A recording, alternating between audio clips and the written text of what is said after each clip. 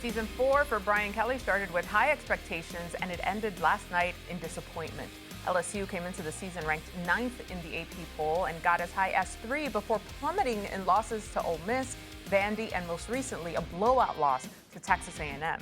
The school then informed Kelly of their intention to move on from him yesterday.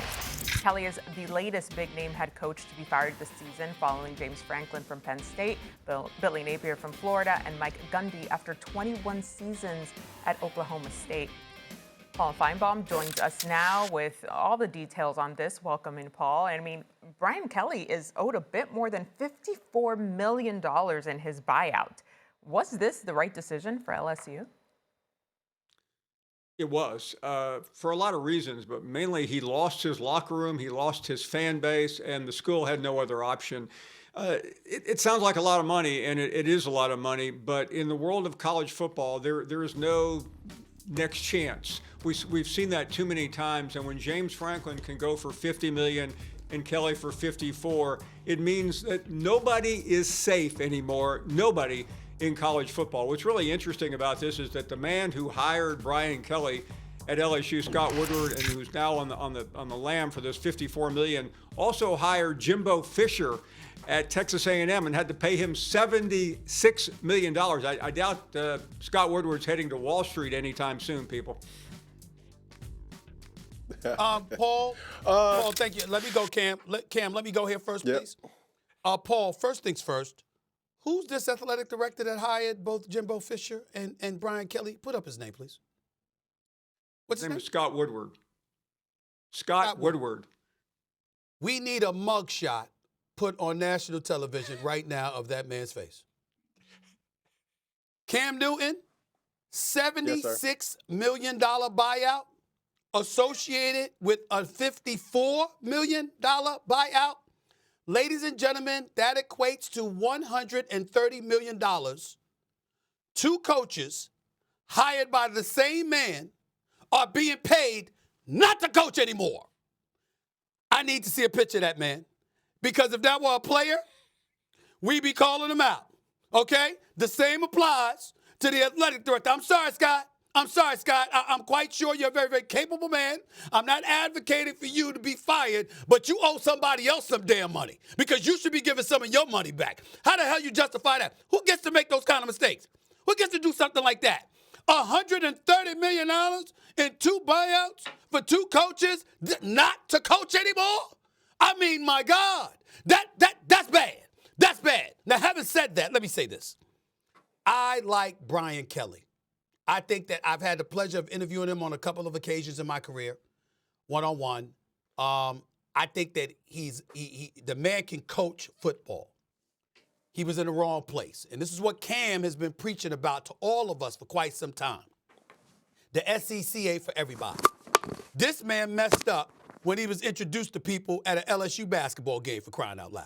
He messed up before spring before spring practices started. Okay? We understand all of that. But when you look at his record, when you consider what he's supposed to bring to the table, let's understand, not only was he losing 34-14 record over 4 seasons, doesn't appear that bad, 71% winning percentage, of course, but when you look at what his record was against SEC teams, 19-10 in SEC games, 5-11 versus ranked opponents, 0 college football berths in your 4th year, when the 3 people who succeeded you, Ed Orgeron, Nick Saban, Les Miles, all won a national championship by their 4th year. We're talking about Death Valley. We're talking about LSU, okay? We're talking about the home of our boys Ryan Clark and Swagoo and all of this other stuff, right? And that's what you have, and then you get blown out, give up 35 points in the second half on your own turf, where who would have ever thought we would see half the stadium there emptied? That's what happened in the 3rd quarter. Half the damn stadium was gone. I saw it with my own 2 eyes. I grabbed binoculars that I got in my house to look at my own damn TV. I couldn't believe it. And I was like, this happened at LSU. That's what he had to go right there. I knew in the 3rd quarter it was over. It was a wrap. So I'm just saying, this kind of stuff has to happen. They're sending a message. It's the right message, because it shows you making money hand over foot. Don't tolerate mediocrity. The standard is the standard. And I get that, but in the end, he had to go. But I'm saying that athletic director If it would listen, the producers are being nice. Even though I'm the EP, I'm not gonna push it. But I did ask for a picture of that damn athletic director. You understand? His name and his picture. $130 million scheme. $130 million. You paying 2 coaches, not the coach. That's on this man's clock. We need to know who the hell he is. Yes. So let me interject real quick. And this is not necessarily a message or a discussion point about Brian Kelly, more so than it is a warning. You must understand when you go to the top tier or a tier 1 team in the SEC, and I'm not talking about a tier 1 team by merely talent, skill set, or anything like that. I'm talking about tier 1 as far as budget allocations.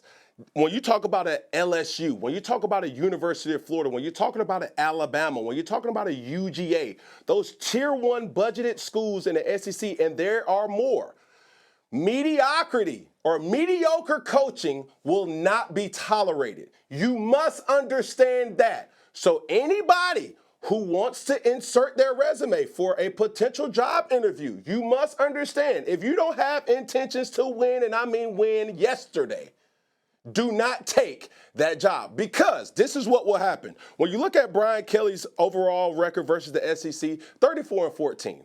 Now, some would say, well, he was okay. That's mediocre.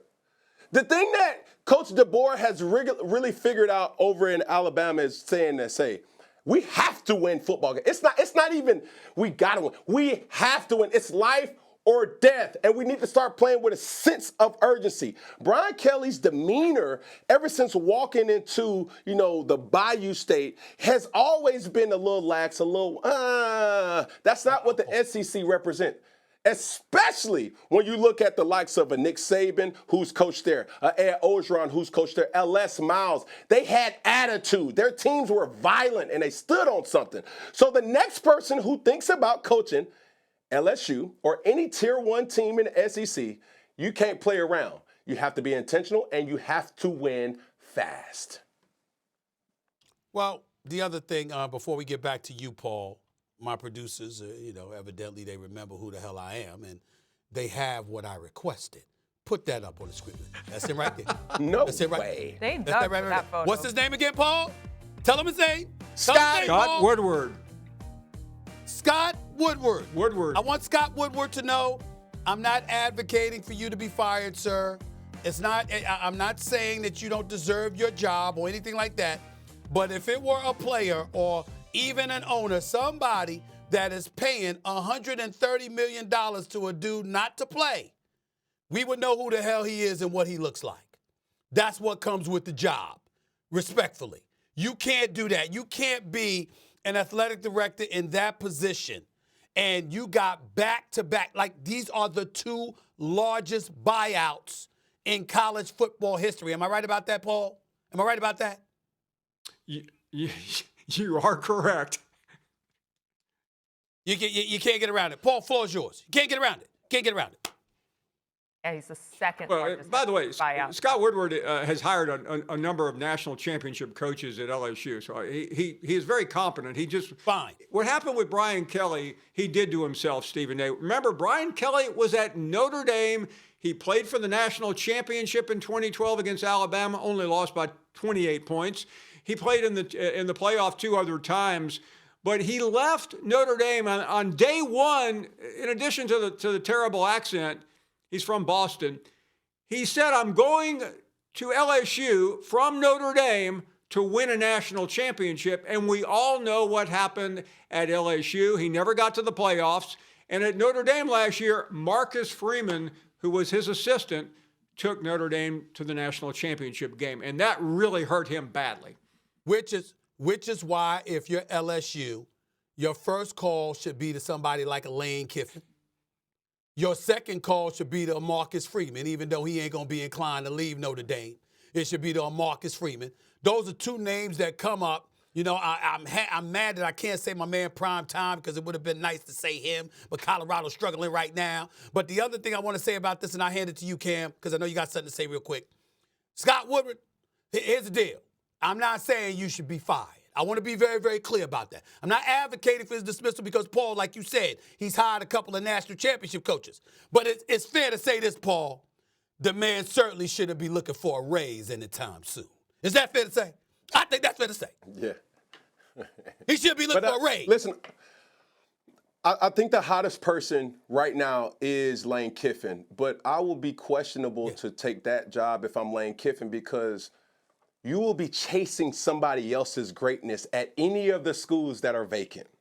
You will already be compared to not Nick Saban, Urban Meyer if you're at University of Florida. If you go to LSU, you have the likes of Ed Orgeron and, Nick Saban and those guys and Les Miles. If you stay at Ole Miss, if I'm Lane Kiffin, I force the hand to say, give me what I'm owed, and I can build something great that has never been here before. Even with the likes of Eli Manning and the greatness of so many other players in Ole Miss history, you are able to create your own. Let's see what has been done before. That's why Indiana paid their coach, because they understand there will be coaches vacancy and the coaching carousel will move. But if I'm Lane Kiffin and him being such a polarizing person just with what he did this past weekend with shunning, the player, I love that in a coach. I love the bravado that he brings. But I think he's in the right space right there at Ole Miss because he can create his own narrative, and now he doesn't feel the pressure of everybody else. I get it, Cam. Oh, I get it. And Mr. Auburn, Mouth of the South with Uncle Paulie. I get it. But Ole Miss, really? I mean, listen, Ole Miss is big time now. But when you talk about recruiting some studs, when you're talking about being a permanent fixture in a national title picture, I think there's a difference between LSU and Ole Miss long-term, is what I'm saying, long-term. To me, Lane Kiffin and what he's doing at Ole Miss is a testament to his greatness as a coach. Could you imagine what he could do at a program like LSU? Talk about Dabo Swinney down the line, something like that. You could build it at Ole Miss, but it'll be here this year, then this year, and then it go back up, then it might come down, then it go back, it might come down. I'm talking about at LSU, a permanent fixture, nationally televised games, Death Valley, the whole nine. Yo, Lane Kiffin at LSU? I'm sorry. I'm long-term, marathon, not the sprint. I'm thinking LSU. You talk about the sprint, stay at Ole Miss. You talk about the marathon, I'm thinking LSU. Yes, absolutely. We're gonna have to agree to disagree, Stephen Anthony. Agreed, Cam. Agreed. And shout out to the real MVPs, the production staff with that Scott Woodward photo with the quick. It's the truth. All right. Don't go for no raise. You want this, you got that. No way, watch them walk right past you.